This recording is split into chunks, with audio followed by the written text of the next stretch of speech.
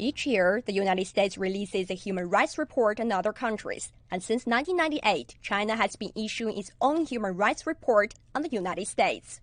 This year's report, titled The Record of Human Rights Violations in the U.S., highlights various violations. It says there were 415 mass shootings last year, and more than 39,000 people died from gunshots. That's one death every 15 minutes.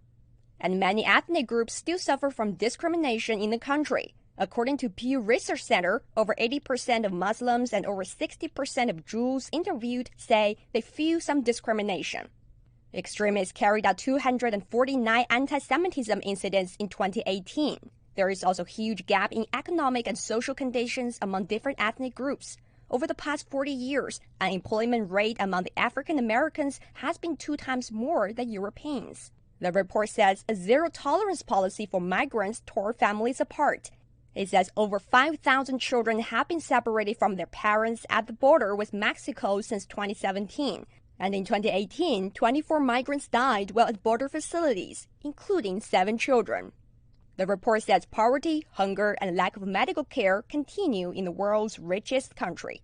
It says nearly 40 million people in the U.S. still live in poverty. That includes 1 in 5 children in the country. And over 60 million failed to receive medical care in 2018 because they couldn't afford it.